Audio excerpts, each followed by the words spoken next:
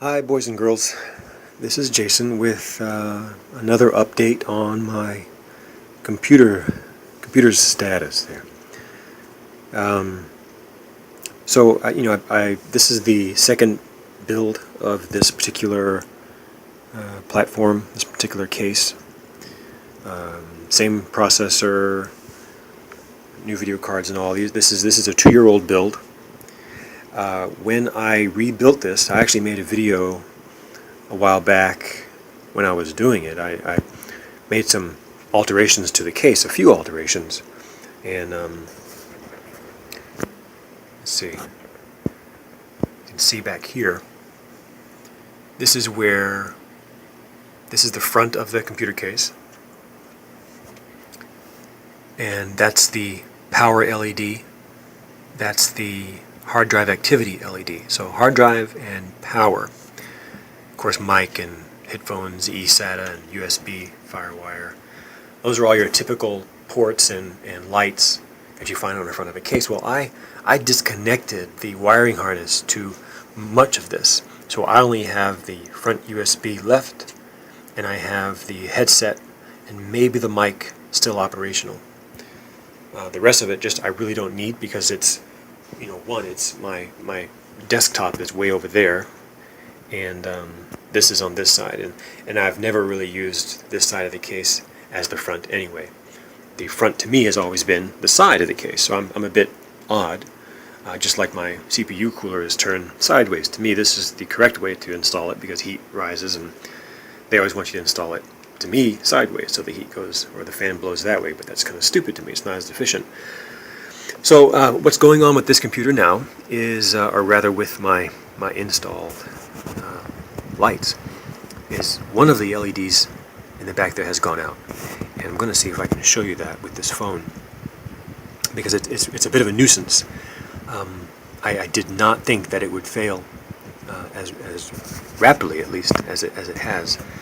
So I'm going to try to get back there with this. I'm going to turn off the red LEDs, and okay, squeeze the phone back here. Oh, let's see, this is really difficult because I can't get my head in there with the phone to see what's really going on. But you see that blue light blinking? That is the blue hard drive activity LED. That is not the stock blue LED. That's the LED I purchased and wired to the existing harness. The harness was rerouted, you see, through the back of the case and through the conduit here. Actually, I think that's it back there. This is the harness for the power and activity LEDs. Yes, running back there. I installed them back here, just in front of the CPU cooler plate. That big flat plate there is a block of aluminium with copper piping on the other side, which makes contact with the CPU, which through convection transfers the heat to the cooling unit here, which has a fan on top of it and below it. That's the CPU cooler. Cools very efficiently, very well. This is actually very warm air coming out of here, so on a winter's day I can use this computer as a heater for the room. It's amazing. The light here, this black one, is actually a red LED. Those are my decorative LEDs that you saw on when you saw the red light, just like this one and that one. When those are on, we get really special effects across the system itself. But the blue one here, that little bitty clear one, just directly ahead of it, are the ones that I put in. Well, the purple one is now dead. And by purple, I mean black. It's really like a black light.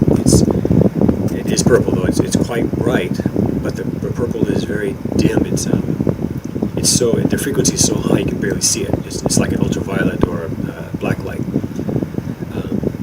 So in combination with that blue LED, it looked like electrical arcing. That's what I wanted it to look like. I wanted it to look like some sort of reactor back here, where all of this main processing takes place. So that from behind the cooler, what you look at is this cool arcing effect. You see it back there? See that flashing?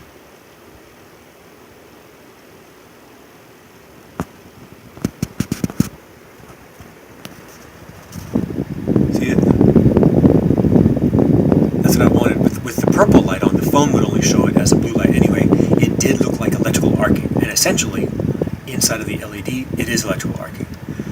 I didn't quite think that it would blow out so fast, because without the purple, it just looks like a typical blue light. With the purple, it really gave it an arcing effect. It was really intense, The purple light, of course, was always on, because it was the transposed power LED. And, well, the power LED is an always-on LED. The only other explanation I have, besides the fact that maybe the LED was just not a good quality LED, or the fact that it was always on and that's what killed it, is the fact that, of course, I have it in front of the CPU hot plate, which is hot. There's a lot of heat going through there, and there's no real airflow back there. There's just the updraft from this, and whatever heat comes off of there that goes up, it creates the draft. The fan over here, which cools off the north bridge here, is not really, I don't think, in enough movement. I don't think it produces enough airflow to impact the heat over here in this area. That's a little too far down, though I think the fact that all the heat in this area evacuates through the grating there. I guess I should do it this way, because that's the mesh up there. That mesh really allows the heat to dissipate well. So I don't really worry about too much heat collecting inside of the case, but it can get rather warm back there. So I really wanted to share this with you, in case you are thinking about installing an LED into your case in any position, not just near the CPU hot plate. But in my experience, from my previous experience with blue LEDs, the blue LEDs don't last as long as the red LEDs. And now I find the purple LED, because even, if it was just the heat that blew out the purple LED, then I could say that it was, that the heat should blow out the blue LED. So perhaps it's a combination of the LED being on all the time and the heat. But LEDs don't typically run hot as it is. So even if it were blinking, the amount of heat coming off of that CPU hot plate would be substantial enough to cook the LED, were it the heat. You see what I mean? If there was that much heat, if there was enough heat on that CPU hot plate to cook the LED, it would be way more than the heat produced by the LED itself. So if it was the heat that cooked it, it would also cook the blue one, whether the blue one is blinking or not. So I'm thinking that it was just either a really poorly constructed LED bulb, or the fact that it was on all the time that made it burn out faster. Because I have, in my experience, like I said, the higher frequency LEDs, the blue, the purple, and the magenta, burn out faster than the red, the orange, and the yellow. So if you are looking to, I even have a green one. I don't remember where I put it.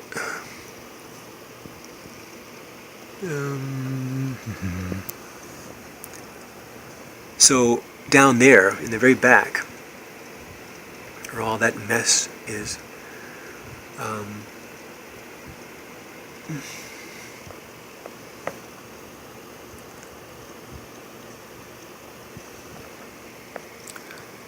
honestly, I don't see the light. when a motherboard, typically when you buy it from a company like Dell or what have you, they install a speaker back there, and it's connected to the positive and negative lead on the motherboard that are linked to the error code, the error messaging. So when there's an error, you get the beeping, beep, beep, or, like burp when it comes on, that you know that it comes on. I hate that little speaker.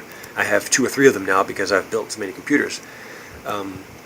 So I replaced it with an LED, a green LED, and I don't know where that LED is. You can't see it right now, but it's back there somewhere, so that when there's an error, it flashes bright green, and that's really cool. I like it better, but you just can't see it. I'm not going to force the computer to go into error so you can see it. But if there were ever an error and I noticed it on the computer while it was in operation, I could always look to the motherboard and see the green LED flash and take the code from that. It's kind of like a Morse code, But I would stick with orange, green, yellow, and red when using your LEDs, when trying to decide what LED you should put into your computer. Blue, just in my experience, doesn't last as long, and now I find that the ultraviolet or purple do not last as long either. I'm still pleased with the fact that the blue one is back there working its heart out, flashing and doing all that jazz, but I have to go back now and disconnect all of that. I have to go back and disconnect that entire harness now, and you can see it's got the zip ties on there, so it's all held together and it looks cleaner than it would otherwise. And I wish I had put that wire into the harness there, and I think the reason I didn't is because it's I don't know why I didn't. I really don't remember why I did it that way, but it works okay. It's a lot cleaner than it would look just having the wires dangling around. Really disappointed because that little purple light, the one that's not on, the red one's on top, the blue one's down there blinking, the one in the middle is the purple, and it shone on that hot plate too, right where the red one was shining on the hot plate. It looked fantastic. It was really bright. I may have to replace it with, I don't know, maybe I'll put the blue one, aim that one at the hot plate and make the blinky one, make that one white or something so it looks just like electrical arcing. I really don't know what to do now. I don't want to take all that apart. It's really frustrating. It's not hard. It's just really time consuming. And I didn't want to have to go and redo that. That's why it's all built, basically semi-permanently. And but anywho, just wanted to share that. I hope you found that interesting. If not, then I hope you found it helpful. But yes. Enjoy your lives. I will talk to you all in another video soon enough, I'm sure. Ciao.